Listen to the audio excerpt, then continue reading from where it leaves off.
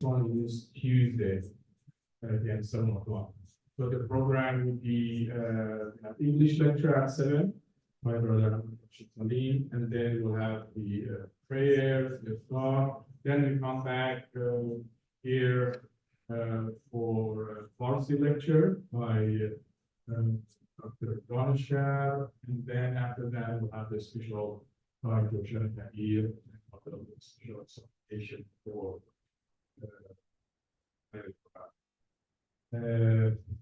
also, we need your donation and support. There are many different ways you can do that. One is to go to our website, and there are different ways, PayPal or credit card that you can help us. Also, you can help us by sending check or sending putting cash into different boxes that are around the building. For tonight, as other nights, we need your help and support for cleaning up, especially the cleanup time. We need help to clean up after the start of the so tonight's program is going to be a short one. It's going to be so we'll have the lecture by Dr. Salim, and after that we'll have the prayer and then the talk. So the talk will be the prayer will be around 7:47, 7:46, and then we'll go downstairs for around 8:05. For those who want to break their fast, right? After the Adhan. We have the date over there. You can have dates, and we pass it around. So at this point, I'll ask Brother Ahmed Rashid to come and give his lectures, continuation of the last talk. اللهم صل على محمد وآل محمد.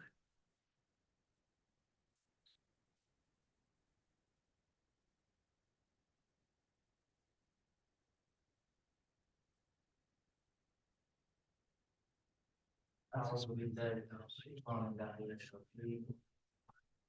بسم الله الرحمن الرحيم وبه نستعين والصلاة والسلام على سيدنا محمد وآله اللهم صل على محمد وآل. Peace and blessing be upon each and every one of you. Assalamu alaikum wa rahmatullah. You all health and the rest of the Iman. We give thanks to Allah subhanahu wa ta'ala for this opportunity and this gift that has been extended to us to be present in the sacred month of Ramadan. The month of Ramadan is the month of transformation. And you and I, as seekers, you and I, as Muslims, must realize that there is much beauty, there is much sanctity, and much wisdom, and much mystery that we don't yet have access to. And there are two ways to approach this. One is to assume that we know it all, that we know everything that we need to know. The other approach is to humble ourselves and to sincerely seek and to beseech the Almighty to guide us, to aid us, and to unveil for us those mysteries, that knowledge that we have been destined from. Imam Ali, sallallahu alayhi, is a very beautiful narration that is attributed to him in Nahjul Balagha, in which he says, "An-nasu a'da'una jahilu." Human beings are enemies of that which they are ignorant of, that which they do not know.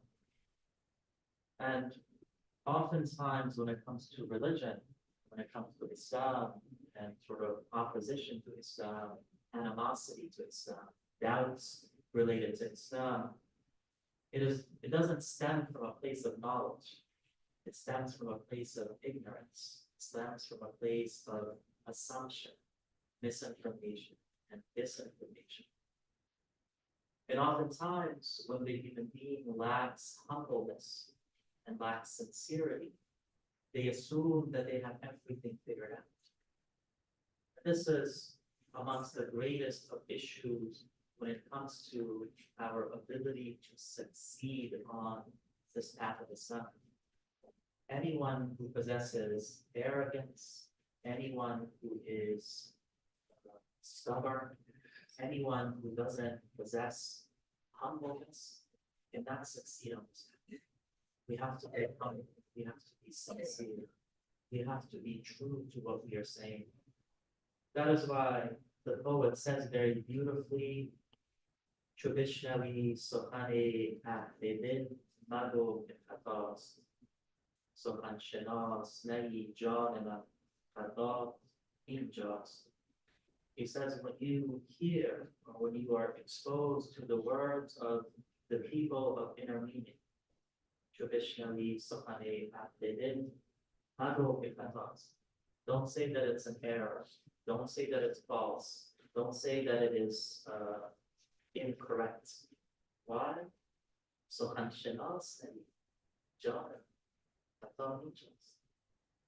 you don't understand the subtlety of the speech. You don't understand the tenderness and the mysteries and the wisdom here. That's the true error. So the month of Ramadan is a month in which the Muslims attempt to inculcate and to generate and to develop sincerity. Sincerity towards what we claim. We claim to be Muslim. And now we are told and we are questioned and we are held to a test. Are we sincere? How do we test this sincerity? One way that you and I can test our sincerity on this path is, do we trust Allah subhanahu wa ta'ala's plan? Are we trusting Allah? Do we have reliance on God?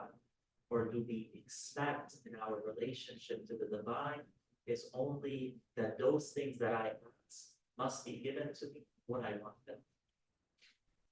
And if it is not given to me when I want them and how I want them, then maybe this religion thing isn't really true. And many people have this type of arrogance. It's really arrogance. It's arrogant to assume that just because you want something, God has to give it to you. The verse in the Quran that I was just reading, Allah subhanahu wa ta'ala talks about this process. This formula is laid out very clearly. The Prophet was told by a group of individuals that our Islam is for the benefit of God. The fact that we are Muslims, the fact that we believe, well, it benefits God. It benefits this religion. The response from the Prophet is told, tell them, O Prophet, that your Islam is of no benefit to them. Rather, it is God's favor and it is God's mercy for having guided you to Islam. This is really important. The way that Islam understands the relationship of someone to religion or someone's disconnection to religion goes back to self-benefit and self-harm. The Quran makes it clear that if you do good, this goodness benefits your own selves. And if you do harm, if you commit sin, if you do wrong, you're only hurting yourself. And the Quran is very clear of this. You do not take anything away from God's majesty. You do not negatively impact God. We only hurt ourselves. And this is the thing that oftentimes in human psychology, when we are frustrated or when we are angered, we do things that in fact hurt us. We lash out in ways that in turn hurt us. We engage in activities that are reckless. Even there's a term for it, they refer to it as self-harm, self-destruction. But Islam tells us something completely different.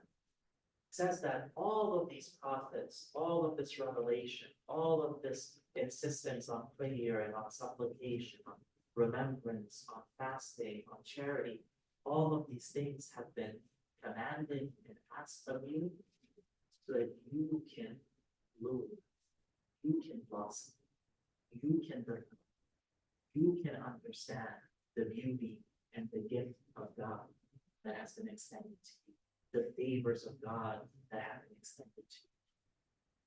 It doesn't benefit God if I fast. It doesn't benefit God if I refrain from haram. It benefits me. And the moment that you and I understand this, our love of God grows. We realize that God's mercy is tremendous. What have I done to earn God's mercy? Nothing.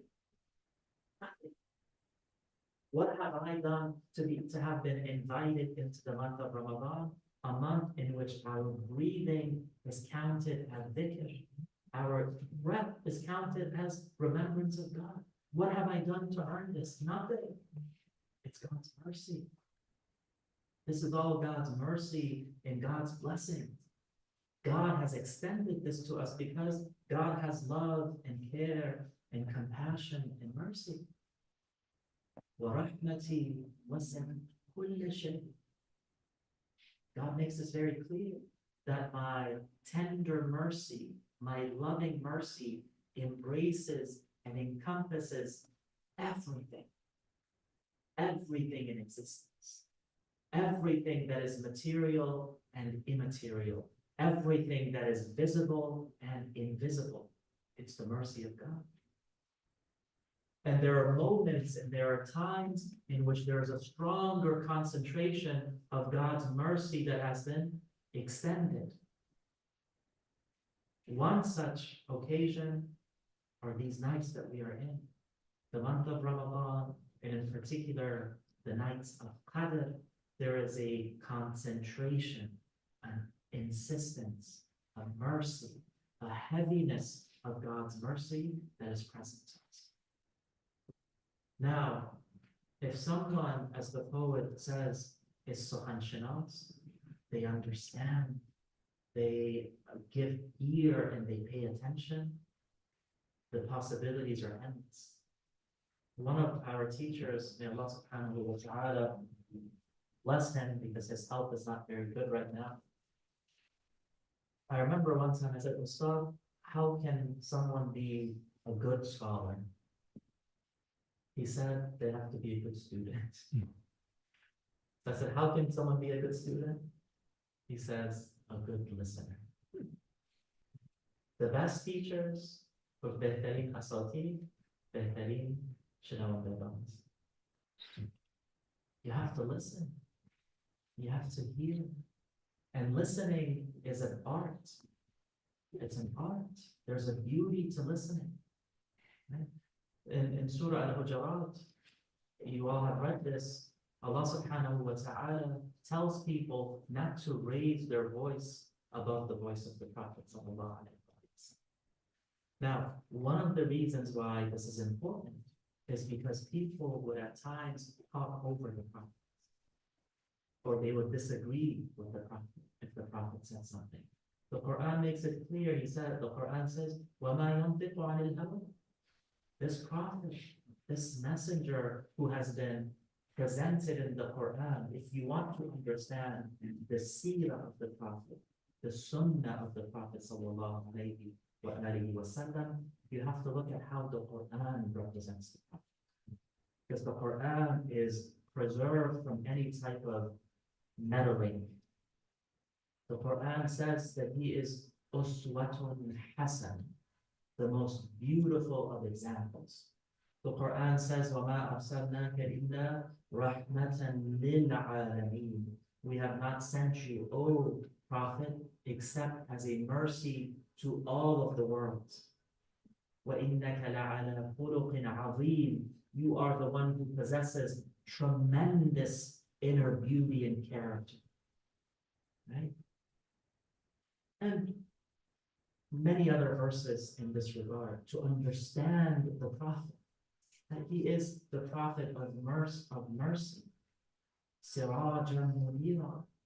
He is that illuminating lamp that guides us, that illuminates the path for us, that shows us the way. But there are people who turn their back to the Prophet. And there are others in this day and age, when they hear the name of the Prophet, when they hear stories from the life of the Prophet, when they recite poetry about the Prophet ﷺ, it is as though they see him. They shed tears. The love of the Prophet overwhelms their hearts.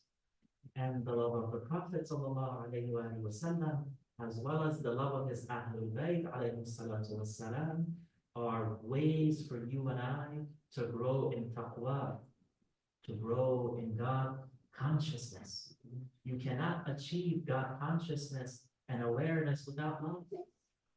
The love of the divine should inspire and motivate you and I to go further on this path of God consciousness.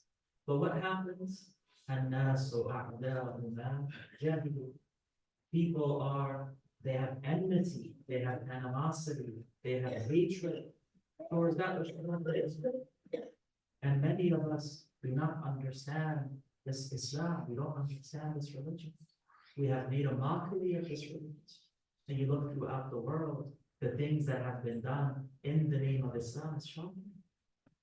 Some of the acts that are being done in the name of Islam today is shocking, it's absurd.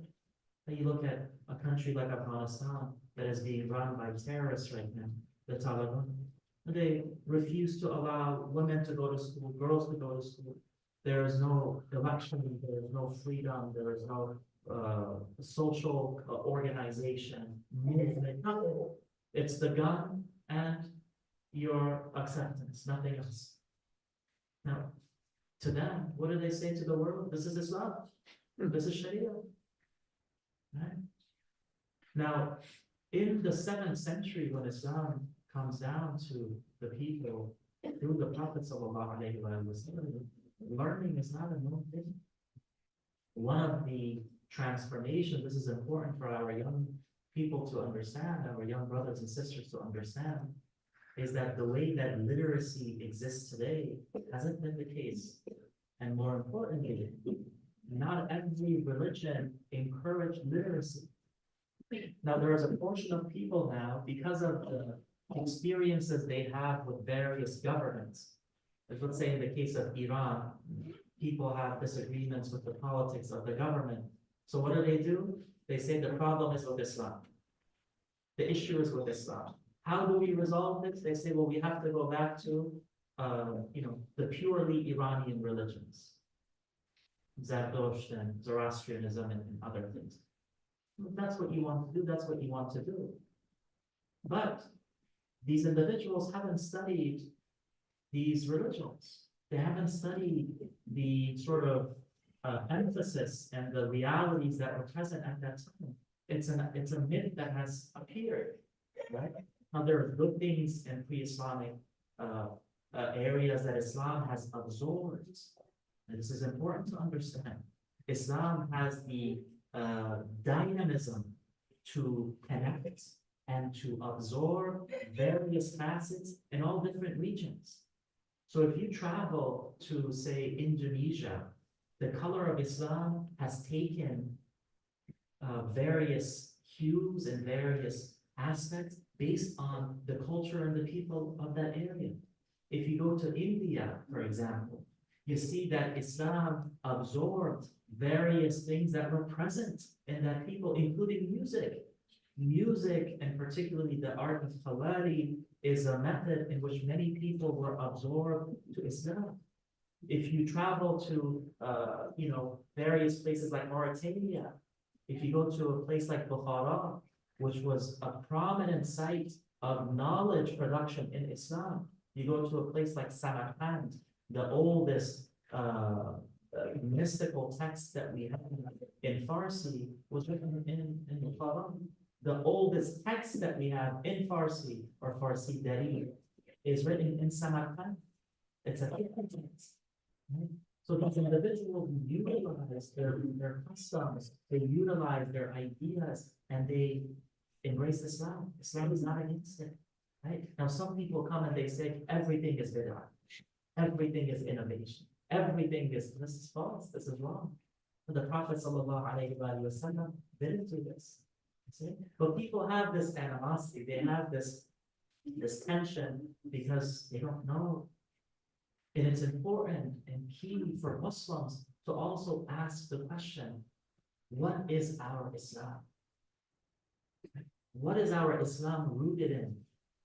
And if our Islam is not rooted in the wisdom of the Quran, if it's not rooted in the beauty of the prophetic tradition, the beauty of the Ahlul Bayt, there's an issue. There's an issue. Last night, I mentioned, for example, some of the key ways in which people spread disinformation about the Shi'i tradition. Right? Now, there are also individuals within the Shi'i tradition who bring about misinformation and distortions. But this is also important. Right? For example, one of the things that folks may not realize is that the turba that you prostrate on should not have any text or image on it. That the turba should not have, sort of the oils that have been absorbed. It has to be cleaned. It has to be removed. Right? Some people, they say that if the harder that you press your forehead on the turba and you receive, sort of the dog from that, then it means that you're a good Muslim. And some people do this because this type of assumption exists in society. But what does the Quran say? The Quran says, Inna akramakum indallahi atqakum. The most honored of you, the most elevated of you, the most precious of you in the sight of God are those who have the greatest amount of God consciousness. What does taqwa mean? Is taqwa simply a label, or does it possess characteristics? Taqwa has to possess characteristics. An individual cannot be muttaqi, an individual cannot be God conscious if they do not have care and concern for others. An individual cannot be muttaqi and God conscious if they do not have sincerity, if they are not someone of truthfulness, if they don't have generosity, if they are not just and fair, right? If they are not selfless, if they are not brave, right?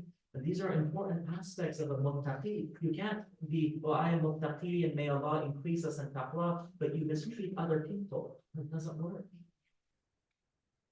You can't be muttaqi and then you undermine people in business transactions. You can't be muttaqi and be harsh and humiliate other people. This is wrong, right?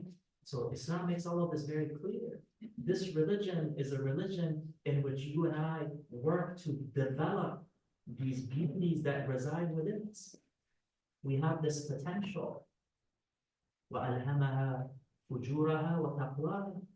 Allah subhanahu wa ta'ala has notified you and I, has placed in our very DNA, in our very fiber of being, the ability to detect that which is beautiful and that which is harsh and ugly, that which is unbecoming. So it takes a lot for an individual to become callous, to become callous, to become hard-hearted, to become, careless with respect to how they treat other people. You look at some of the remnants of colonialism. You look at colonialism in Vietnam. You look at colonialism in the Congo. You look at colonialism in other places in the Muslim world in various instances. And you see that the colonizers treated the local people like animals. In many instances, they had them chained. And there's a video that shows one of these, colonizer families in Vietnam, that the mother, it has been making the rounds as of late. The mother and some of her children are standing at the doorstep, on the doorstep of their house, and they're taking pieces of bread and they're throwing it. And you have hungry and starving native Vietnamese people who are going and trying to pick up these pieces of bread. There's an arrogance and there's a hubris that is there when you think that there is no accountability. The ill treatment and the genocide of natives and aboriginals here in the United States. Not only is it oftentimes ignored, or we have very kind of, platitudes such as land acknowledgement.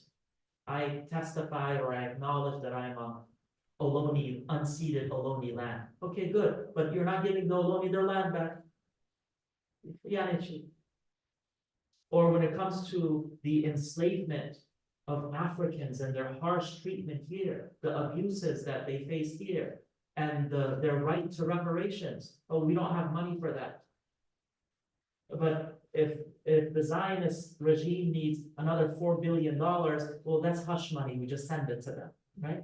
The news just came out in the Washington Post that Biden has signed over $2 billion in more weapons and planes to be sent to the Zionists to kill more people.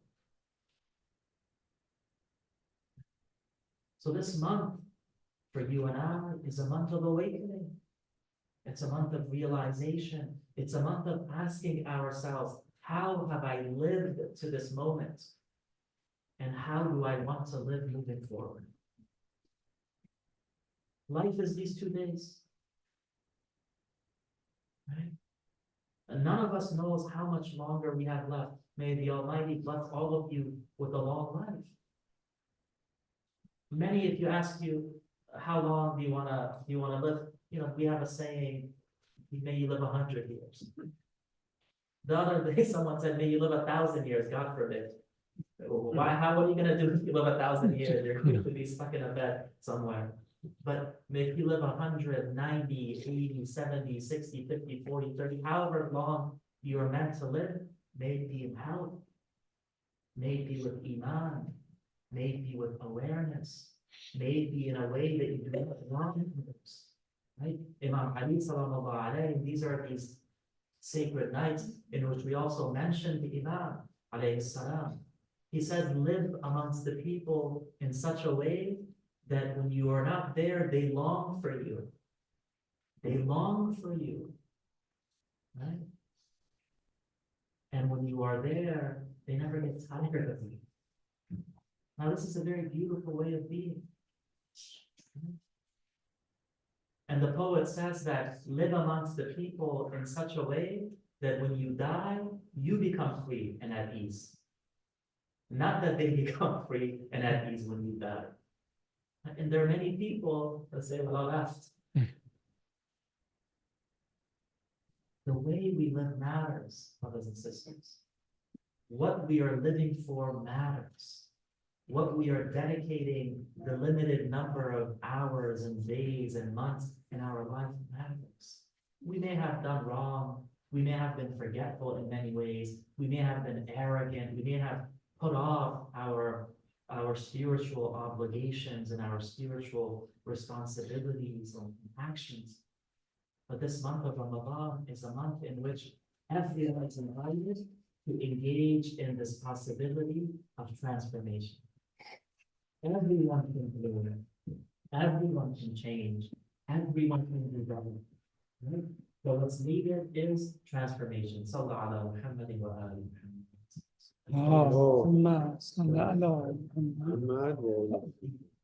I think it's also important to emphasize that this way of life, this way of being good has to be authentic. Because if you're acting good, like let's say you're being nice towards someone because you're told or you have fear of God, or you're just being politically correct, right? But in your heart, you really don't have respect. And I don't think there's much of value. I mean, of course, still it's better than not being nice. But there's a tremendous difference here. And I think that it's very important to note of that. Absolutely. So when we talk about taqwa, I noted at the beginning that we have to be sincere. Right? We have to be sincere. Now, the point that you bring up is important, but sincerity is not accomplished easily. It takes time. So sometimes in order to get to the realm of sincerity, you must do things that you may not fully want. Tell yourself. One of our teachers mentioned, they said one of the ulama was asked, how did you, one of these mystics of their inner understanding was asked, how did you succeed in reaching this elevated level of knowledge, of taqwa, and so forth? Usually we think that, we have this process of chilanishini and taqwa and other things and seclusion and so forth. But he said, no, actually, what happened is I was sitting in the masjid one day, and a vagabond, sort of a little was passing by, and he came to the masjid, and he sat next to me. As I was sitting in the mosque, as I was sitting in the masjid, this stranger came and sat next to me, and his body had a very foul smell. The heat, the lack of access to water and other things. And in that moment, I didn't show a negative reaction to this individual because I didn't want to embarrass him. So he said, I sat there normally.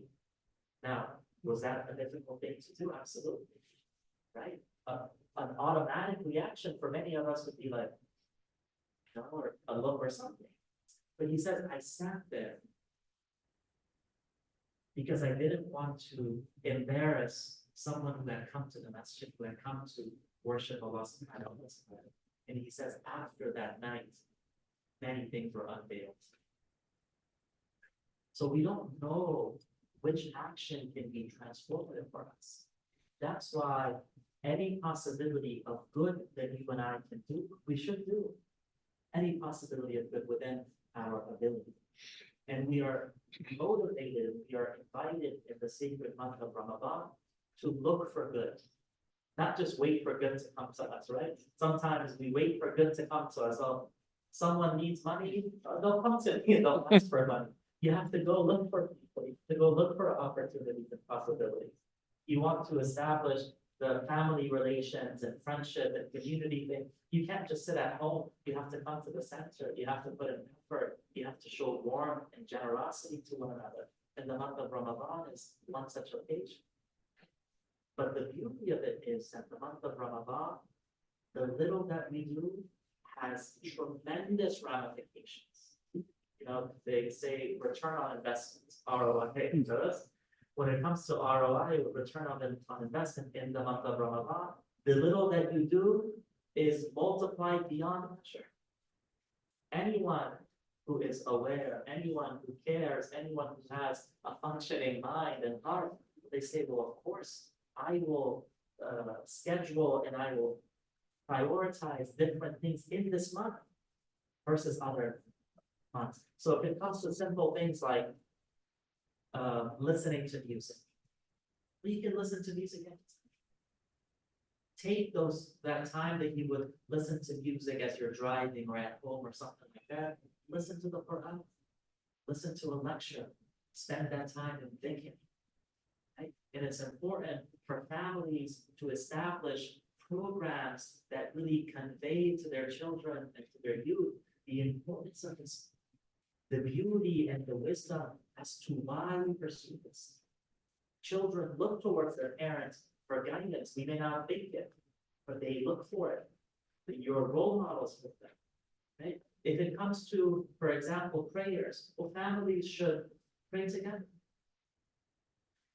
Opening the Quran and talking as a family over the meaning of a verse of the Quran. This is much better than if the father is in a corner or the mother is in a corner and they're reading to finish the juz. Spend time together. This is important. Look for ways to help, look for ways to do this. But most importantly, we must spend time on our inner character of ourselves. And the Imam sallallahu alayhi tells us that you must seek knowledge. The one who knows themselves, the one who has an understanding of themselves, they will surely know they will surely know their cherisher. So we ask Allah subhanahu wa ta'ala to grant us the tawfiq and the blessing and the rule and the gift and the bestowal of experiencing the beauty of these remaining nights of the month of Ramadan. We ask Allah subhanahu wa ta'ala to grant us the inspiration and the energy and the sincerity and the knowledge and the ma'rifah of bringing about change. We ask Allah subhanahu wa ta'ala to count us and to include us amongst those who are the shakirin and those who are grateful and give thanks to God, and to keep us far away from being amongst those who are the ghafilin and those who are ignorant and aloof and unaware. We ask Allah subhanahu wa ta'ala to make us, our bodies, our skills and our talents, our financial possession and capital to be at the service of khayr, at the service of goodness, at the service of assisting our communities, assisting those in need, assisting our families and loved ones. We ask Allah subhanahu wa ta'ala to remove the whispers and the insinuations of shaitan that prevent us from progress and prevent us from succeeding on this path. We ask Allah subhanahu wa ta'ala to forgive us our sins and our shortcomings and our forgetfulness and our broken promises. And we ask Ya Allah to allow us to transform and allow us to move and allow us to reach our potential, to experience the inner and the outer beauties of this religion and of this Quran and of the prophetic tradition and the love of the Ahlul Bayt and of this month, inshallah. The last thing that I will leave in is for tomorrow night and Tuesday, which are nights of Qadr. There are many actions and many recommendations to be done. One of the simplest is that you perform 2 rakats of prayer. Okay? After Fatiha and the first rakat of prayer, you can recite Inna Anzalna 7 times, or you can recite Qul Huwallahu Ahad 7 times. The first rakat and the second rakat. And when you're complete, ask the Almighty of whatever your needs may be. This is one thing. It'll take you maybe 10 minutes. The other thing that is really important is to ask Allah subhanahu wa ta'ala for afiyah. Afiyah covers every aspect of our life. It covers the physical, it covers the financial, it covers the social, it covers the spiritual, and so forth. So always ask Allah subhanahu wa ta'ala, especially in your qunut, in your ruku, in your sajda, because in the qunut and in sajda and in your ruku, you can make dua in any language. You can make dua in any language. So if you're not familiar with the Arabic, you can recite it in English, you can recite it in Urdu, you can recite it in Farsi, you can recite it in any language that is needed. But these are all mustahab. They're not the wajibat. We can't make changes to the wajibat. Right? And the other thing is prepare for the nights of Qadr ahead of time. So for tomorrow night, prepare ahead of time. Get your sleep, get nutrition in your body for Tuesday night ahead of time, inshallah ta'ala. May Allah subhanahu wa ta'ala bless all of you and bless all of us. Let us keep each other in your du'as and also keep me in your du'as, inshallah. I will do the same. غفر الله لنا ولكم والحمد لله. ربنا أتم لنا نورنا واغفر لنا إنك على كل شيء قدير برحمتك يا أرحم الراحمين. والصلاة والسلام على سيدنا محمد وآله الطاهرين. Thank you very much for your attention. اللهم صل على محمد وآل محمد.